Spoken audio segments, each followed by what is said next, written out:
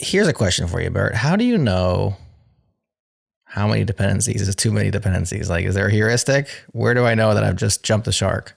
I struggle with this myself because I do a lot of reinventing the wheel, often because I know that I could spend the time learning about your dependency, and then I would still be disappointed because like 2 years from now, the dependency would be different again. So I do often spend more time than is wise, probably re-implementing some simple things.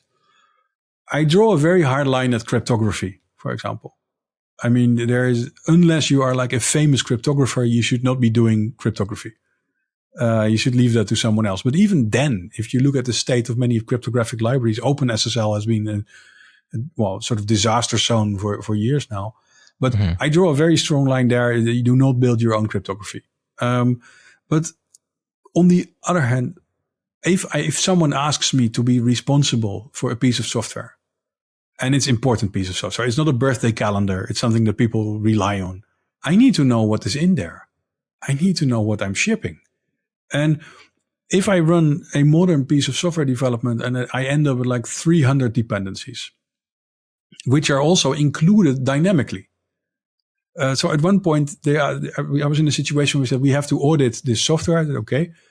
And then it turned out that if you would build the software 3 weeks apart and you didn't change anything, it still would have changed, because by that time, the dependencies had moved around and shifted their own dependency. So I'm actually sort of hardcore in the sense that I don't think you can ship software with like 300 dynamic dependencies. And people are still doing it, of course. But I do wonder what they're doing. And people have said, look, you C++ people or C people, or sort of, you have one huge dependency, which is called your library. And you rely on your operating system for a lot. And that's also like millions of lines of code. But there you have a little bit of safety blanket that everyone relies on the C library. And so there are a lot of eyes on it. And it also doesn't change that much. And we all rely on the operating system, and lots of people are looking at that. So I'm sort of maybe on the low end of rebuilding my own wheels too often. But on the other hand, I still cannot understand shipping software where you say, look, I honestly do not know what is in there, because it gets determined at build time what is in there. And maybe you could audit 300 dependencies if you would have enough, but it requires a lot of work to actually sort of even figure out who is writing all these dependencies, who owns them.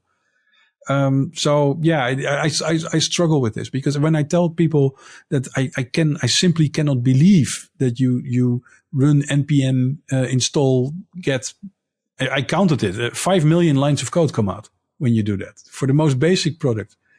How can you ever know what is in those 5 million lines? But apparently I'm old apparently.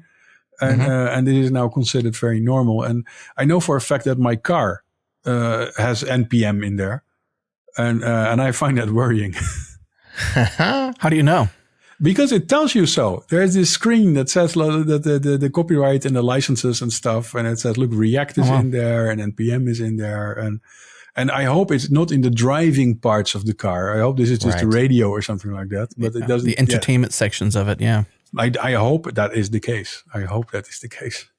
Yeah, the tough thing about dependencies, even when you can audit, if you can and have audited and checked out the owners and the code and like the whole do your due diligence, is that what we're learning over the course of years and decades is, even if you do that, if you're loading your dependencies from the network, you can't trust the network. And you can trust what you think you can trust today, you can't actually trust a year from now, because the network changes. And so even if you're doing some due diligence, like you can still get bit. These so-called supply chain attacks are happening more and more often, where all of a sudden what you thought was your dependency is get replaced with code that is not the same code. And that's incredibly troubling for me. Yeah, it is. And I come from a world where people have to develop on networks with no internet connection.